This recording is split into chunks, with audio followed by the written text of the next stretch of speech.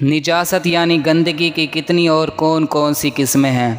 نجاست کی دو قسمیں ہیں، نجاست حقیقیہ اور نجاست حکمیہ۔ نجاست حقیقیہ وہ ناپاک چیز ہے جو کپڑے یا بدن وغیرہ پر لگ جائے تو ظاہری طور پر معلوم ہو جاتی ہے، جیسے پخانہ، پیشاب وغیرہ۔ اور نجاست حکمیہ وہ ہے جو نظر نہیں آتی، یعنی صرف شریعت کے حکم سے اسے ناپاکی کہتے ہیں، جیسے بے وضو ہونا یا غسل کی حاجت ہونا۔ اور نجاست حقیقیہ کی بھی دو قسمیں ہیں، نجاست غلیظہ اور نجاست خفیفہ۔ نجاست غلیظہ کسے کہتے ہیں؟ انسان کے بدن سے جو ایسی چیز نکلے کہ جس سے غسل یا وضو واجب ہو جائے، نجاست غلیظہ ہے، جیسے پاخانہ، پیشاب، بہتا خون، پیپ، منہ بھر کے قے وغیرہ آنا۔ نجاست غلیظہ کا حکم کیا ہے اسلام میں؟ نجاست غلیظہ کا حکم یہ ہے کہ اگر کپڑے یا بدن پر 1 درہم سے زیادہ لگ جائے تو اس کا پاک کرنا فرض ہے۔ بغیر پاک کیے اگر نماز پڑھ لی تو نماز نہ ہوگی، اور اس صورت میں جان بوجھ کر نماز پڑھنا سخت گناہ ہے۔ اور اگر درہم کے برابر کپڑا یا بدن پر لگ جائے تو اس کا پاک کرنا واجب ہے۔ اگر بغیر پاک کے نماز پڑھ لی تو نماز مکروہ تحریمی ہوگی، اور ایسی صورت میں کپڑے یا بدن کو پاک کر کے دوبارہ نماز پڑھنا واجب ہے۔ اور اگر درہم سے کم کپڑے یا بدن پر لگی ہوئی ہے تو اس کا پاک کرنا سنت ہے۔ اگر بغیر پاک کیے نماز پڑھ لی تو نماز ہو جائے گی، مگر خلاف سنت، ایسی نماز کو دہرا لینا بہتر ہوگا۔ نجاست کا 1 درہم کی مقدار ہونے سے کیا مراد ہے؟ یعنی اس کا کیا مطلب ہے؟ نجاست غلیظہ کا درہم یا اس سے کم یا زیادہ ہونے سے مراد یہ ہے کہ نجاست غلیظہ اگر گاڑھی ہو، مثلاً پاخانہ، لید وغیرہ، تو درہم سے مراد وزن میں 4.5 ماشے یعنی 4.374 گرام ہے۔ لہٰذا اگر نجاست درہم سے زیادہ یا کم ہے تو اس سے مراد وزن میں 4.5 ماشے سے کم یا زیادہ ہونا ہے۔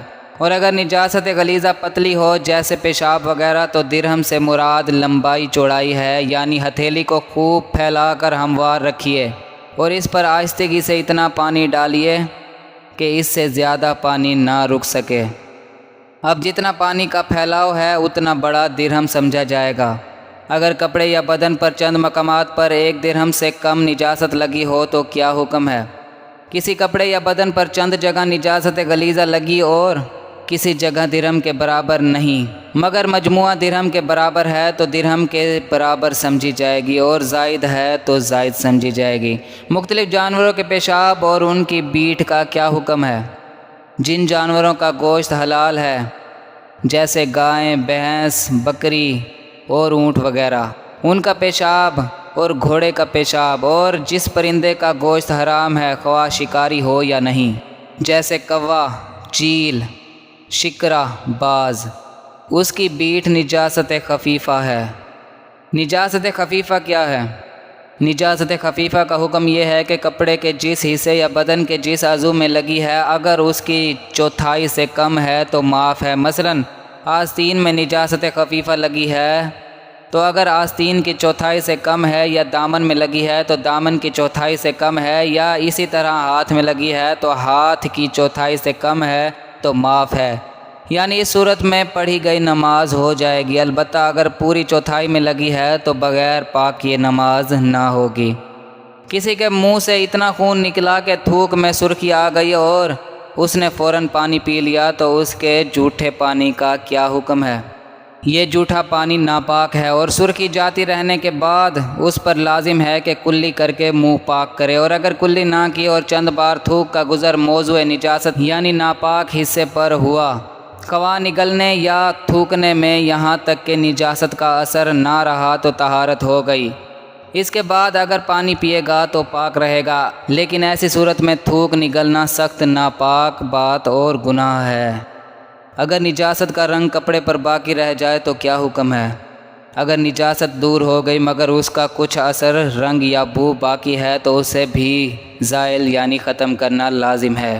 ہاں، اگر اس کا اثر بددقت یعنی دشواری سے جائے تو اثر دور کرنے کی ضرورت نہیں، 3 مرتبہ دھو لیا تو پاک ہو جائے گا۔ صابن یا کھٹائی یا گرم پانی یا کسی قسم کے کیمیکل وغیرہ سے دھونے کی ضرورت نہیں ہے۔ امید ہے کہ آپ کو یہ معلوماتی ویڈیو اچھی لگی ہوگی، اور اگر آپ کو بہت سی ایسی اسلامک دلچسپ معلومات چاہیے ہوں تو ہمارے چینل کے ساتھ رہیں، اور اللہ تعالیٰ سے یہ دعا ہے کہ اللہ تعالیٰ ہمیں علم دین زیادہ سے زیادہ حاصل کرنے اور اس پر عمل کرنے کی توفیق عطا فرمائے۔ آمین بجاہ النبی الامین صلی اللہ تعالیٰ علیہ وسلم۔